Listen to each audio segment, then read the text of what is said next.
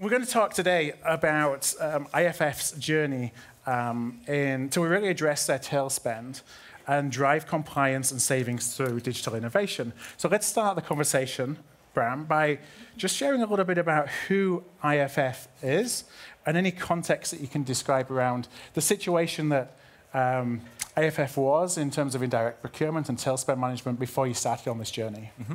Yeah, so IFF is a B2B company, so not many people might know IFF. We have over 20,000 employees, 200 sites, and these sites consist of manufacturing locations, research and development labs, sales offices, corporate offices, a mix of everything. So we're really an innovation company that delivers to FMCG companies. So we're in food, beverages, scents, and health and biosciences. If we look at the procurement organization, I think in total, globally, we have 300 people in the procurement organization. Half of them are approximately in a center of excellence, which includes some operations, and then we have an indirect team next to the direct team, which is a couple of dozen people globally. Yeah. And they are regionally organized with some corporate categories there. And then I think the COE is really, aside from doing some operational and administrative support, we're also enabling the organization with policy process and bringing technologies to enable them the right way. And what was the situation for tail spend at IFF before you engaged with Simfoni and Kearney? So I think it all started almost 3 years ago. We have grown through a couple of mergers and acquisitions. And when we really started to work on our data lake and see all the spend coming through, we started looking not just on PO, but really see from an invoice perspective, where is the money flowing? So then we realized that even the partners we were engaging with a lot were still bypassing procurement on some of the topics because they felt it was not important or whatever you have in the organization. Yeah. So we then launched a bigger program to change the behavior of the organization and to cope with all the complexities that you have to deal with in the indirect space. We were specifically looking also for a solution to manage the tail. Right. Everyone wants to touch the tail, but when resourcing comes on the table, whether you report to a COO or a CFO, typically the headcount nobody wants to provide. Yeah. Remko, what is the tail? So I ask this because tail spend means different things to different people and different organizations. Yeah. You work with a number of different organizations, so you see, I'm sure, the whole range of definitions, but how would you kind of describe what the tail spend is? Yeah, I guess to make it very simple, I probably would just say it's the unmanaged spend. It's a spend that no one is really looking at. It's a spend that seems to be going sort of around the procurement desk, around any contract you may have. So it's unmanaged stuff, and that's actually what you want to get in control of. And so when you're looking at delineating tail spend from non-tail spend, what are some of the ways that you think about, okay, that fits in that category, that fits in a different category?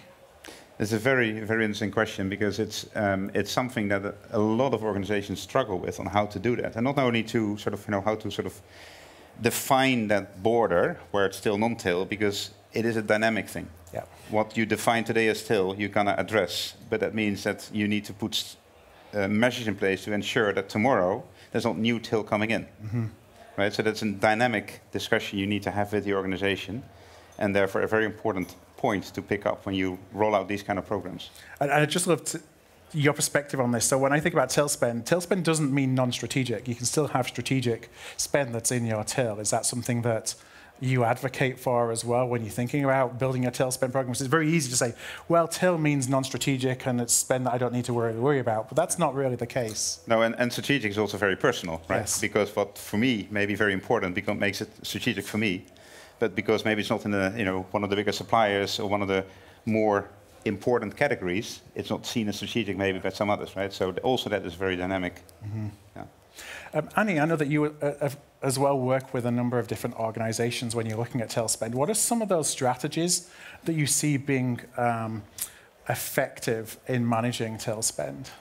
I would say that two key strategies that would be mandatory for any direct spend program. First of all, would be to have a good spend visibility supported by analytics technology. And the second one would be to have a good change management and communication plan that allows us to write mapping the group of users.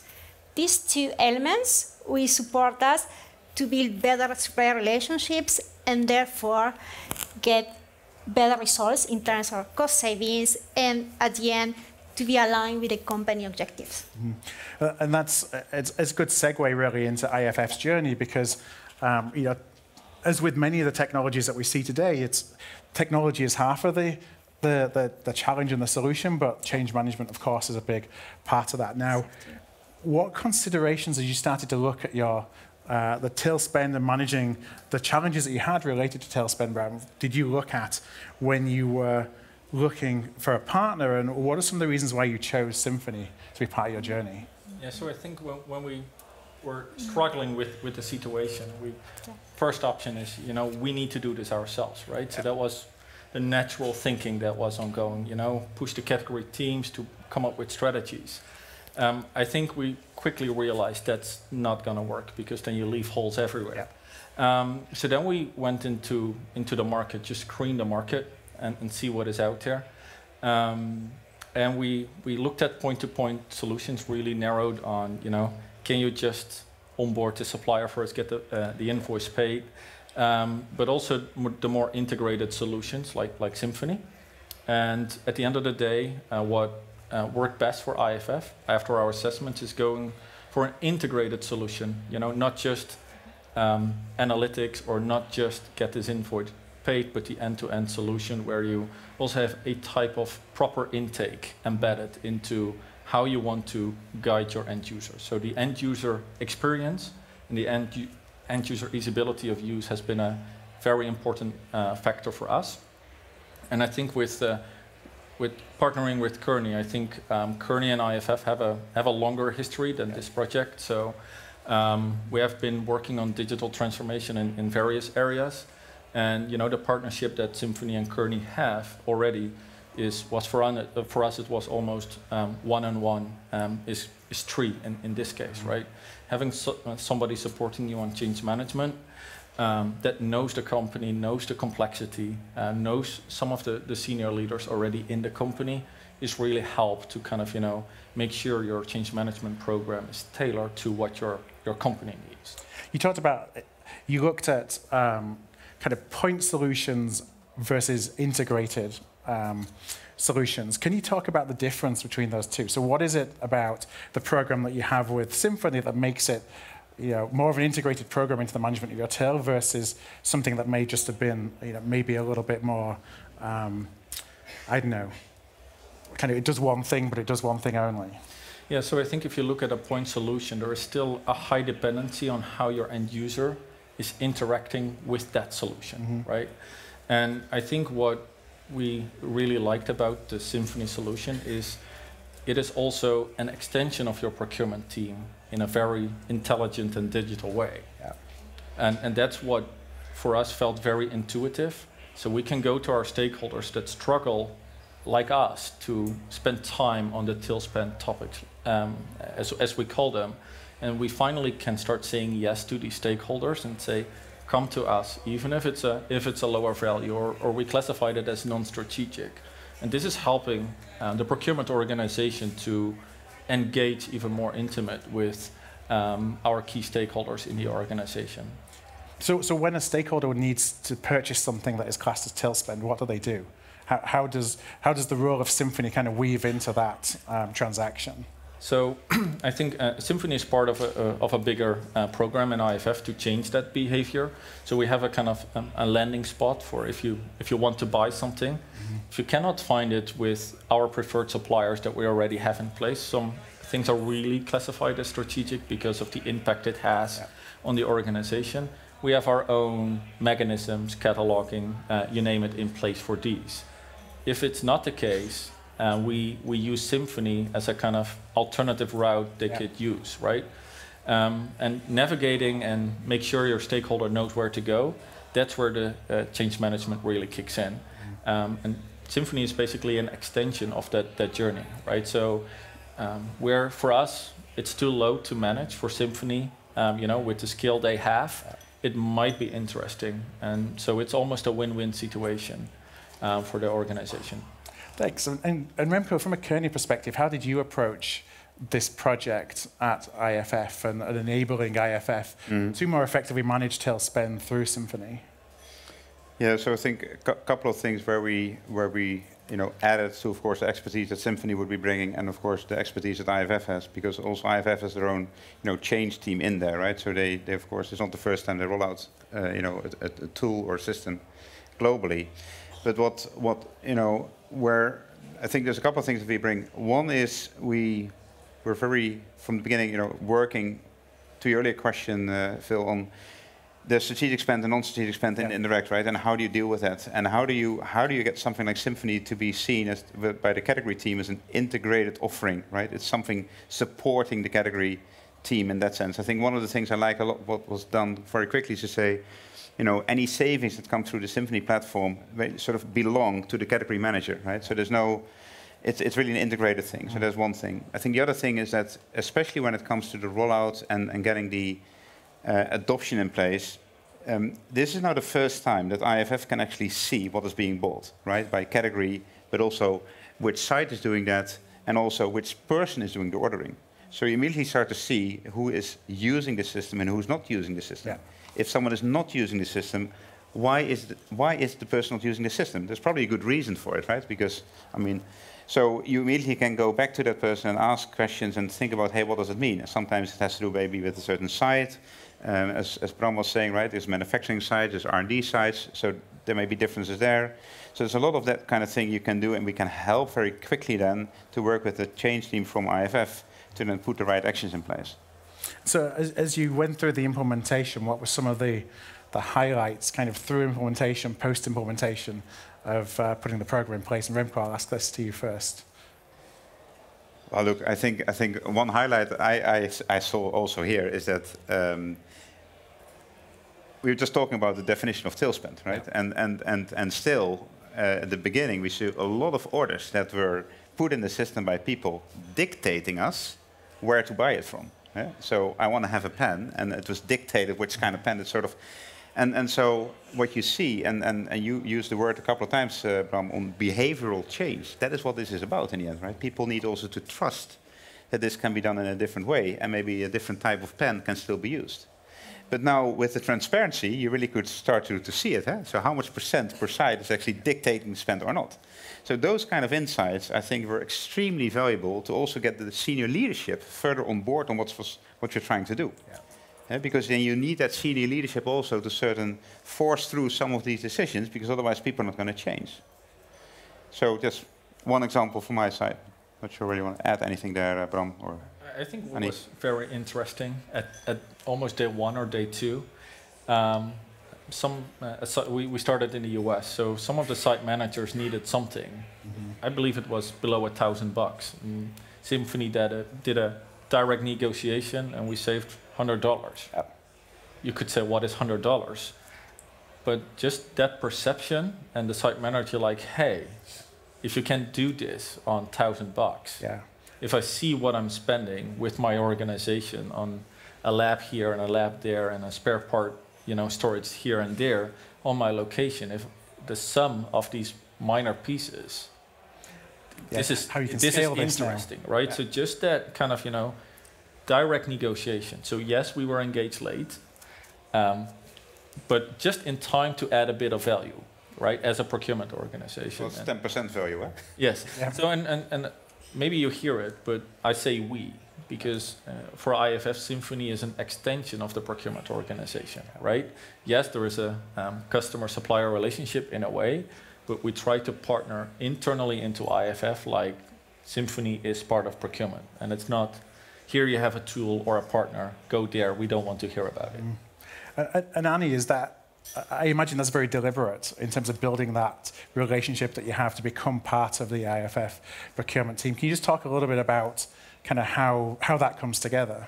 Yeah, I think Simfoni has a global buyers team that has local expertise. So we have a huge range of tools to support the users.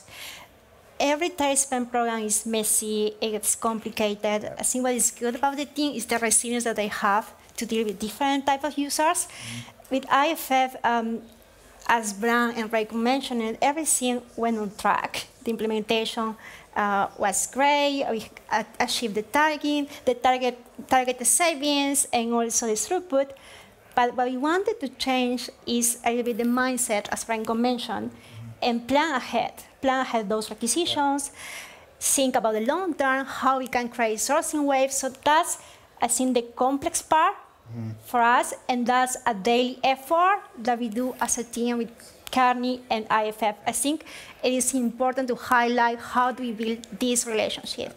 How do we work as a team towards the same goals? I think that's what has been working for us for quite a few months, but every day we can find different things that are unexpected. And the good thing is how do we react, how we proactively manage those unexpected issues, and how do we convey to the same goals. So I think that's important for us. Yeah, I'm going to come in a moment to Remko and ask a little bit about that change management and the mindset change, but I want to just touch on something Remko said about category management and integrating category managers. Bram, how do you think about, because oftentimes you can create silos because of how you manage different types of spend, so how do you make sure that you still have that kind of oversight from your category managers in the spend that is being directed then through the Simfoni platform? Yeah, and that's a very good question. So, and I think Remko will touch upon that, but what you typically do with change management, you're typically concerned about your end users, right? But with this program, you should not underestimate the effort that you need to do in your internal procurement organization to walk them through at the various layers of what this is about. So I think what we found is that in leadership, there is pretty quickly a consensus of how to do this. Yeah. But then the category managers, if you don't take them all the way through the purpose and how we're going to do this and the implications on them, there is a risk that they will see it as a kind of competition, right? So it's really about creating that team spirit. And, funny enough, is that this more senior or experienced the category leads typically are, they know what is important for the company, because they, and what, is till. So it's almost like a category by category journey that we're doing. And you see that the more senior ones right now are really engaging with Simfoni, say, hey, I know we did this, but can you take on this? Can you take on that? What else can you do, right? So, and in the other ones, you see a bit more like, okay, so this is where I was starting, and you see a bit of competition early on, and that's what you need to manage with leadership. So let me quickly run a tender so I can claim the savings, right? It's not meant to push your internal procurement team to work harder or quicker.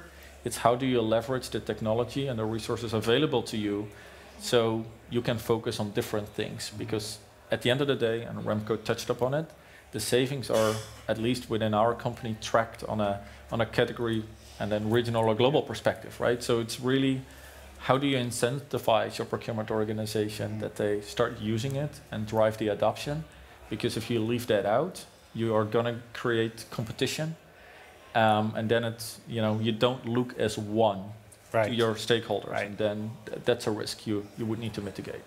So Remko, was the change more difficult on the internal procurement perspective than the external category, like the business budget owners, or how did you kind of approach that dual kind of change? Well, it's really, both need full attention, because the end user, those are hundreds and hundreds of people, right, that put these requisitions in, and they need to be trained, they need to know and understand there's a new user interface and then what to do, right? So that's one part. But to Bram's point, the internal question is equally important. I think in the beginning, for instance, when we first did the kickoff, the category manager basically sort of dictating us which suppliers were allowed to go through the Simfoni system. Yeah.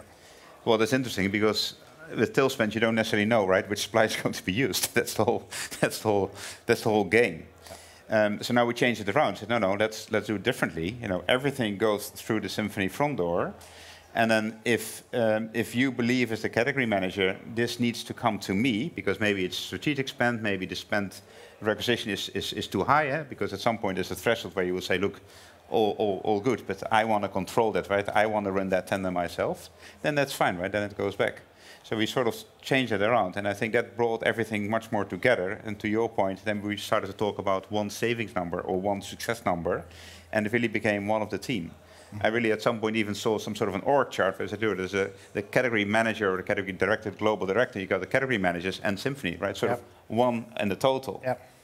And I think to that point, maybe also good to share that, right, in terms of implementing this, and I think it applies to all kind of digital solutions, right, that we implement, and there's many, of course, on the other side of the wall. It is not about just, connecting a tool. I mean, with all respect to connecting that tool, that is a simple part of the equation. It's getting it to work in the whole organization. That is so, and once you get that to work, the spend flows through, you get control, you get visibility, you can start to manage your risks, you can start to consolidate your suppliers, and then the game basically only starts. Yeah. We've got 2 or 3 minutes left. I have 2 other questions that I would just love to know. First of all, Bram, how do you manage success? At the end of the day, that's what's important. How is ROI kind of looked at within your organization to say, this is the value that this program has brought? So, of course, we're in procurement, so savings is a component, right? So I will skip that one. But I think maybe this is not necessarily come true yet, but we really targeted this program to be end-to-end, right? Yeah. So from need identification to pay the invoice, right? So, and to make, so we partnered a lot with our GBS organization to make sure what are their concerns, make sure it works. So we have one, savings, user adoption, are they using the right channel? Right? Are they going to Simfoni through our preferred suppliers? Of course, cycle times are a metric, but it's more operational. But also, we even included a payment on time metric in our success. Because at the end of the day, if our suppliers are not happy, you want to be a customer of choice. Exactly. Our stakeholders might not be happy because the supplier will complain to them, usually not to procurement. And then it reflects back on us. So we really set the KPIs in success end-to-end to make sure in everything we do, we look at it from every step of the gate. And we include our GBS organization, take them on the journey as well, so they understand what we're cooking in procurement. So what's next? What's next? Lots of things. So we had great success with the initial wave. We're rolling out in the US. So we have one source system live, up and running. We have a second source system going live. So we're basically bringing heritages through acquisitions together in one process for procurement. So people don't need to think any longer like, I'm in this heritage company, this cost center is here, that cost center is there. You just go to that tool, you do what you need to do, and you go. So we're on a journey to rolling it out already in US to the remaining entities. We go live in UK in November. Netherlands is on the hook for early next year. So, what's next? Yeah, you got your work cut out for you. Yes. So, we go global. Yeah. So our ambition is to go global with this program and do it together with the partners we're working with at this point. Very last question, which is probably a lightning round question for Remko. Anybody who's considering on going on a journey like this, what are some of the, and you see all kinds of organizations that are doing it, what are some of the takeaways that you want to leave them with today? Yeah, I think it's a bit of a repetition of what was just said, some of the keywords, right? Because it's about not just in connecting the system, it's about making sure you understand the stakeholders, inside, outside, behavioral change, I mean, all these kind of things. But what it comes down to is to really, and this is one of the things, because yes, we do see it with some of the other companies, is that, we do have the sponsorship of the CPO, right, of IFF. He is personally aware of what's happening here, and if needed, he is there to support. And with some other companies, what we see is, they sort of keep it a little bit too small, because still always has been, it's like this. It's still, huh? Yeah. But then again, there's a lot of value there, and so I think what this is really about is you need to position this on the right level, and then the whole thing will work. Well, I want to thank you. Remko, Annie, Bram, for sharing your story today. If anybody has any questions for either of you, I know that you'll be kind of hanging out outside the stage for a little while. Also, look any of you up on LinkedIn, connect directly on LinkedIn. So thank you for sharing your story, and thank you for joining us today. Thank you. Thank you.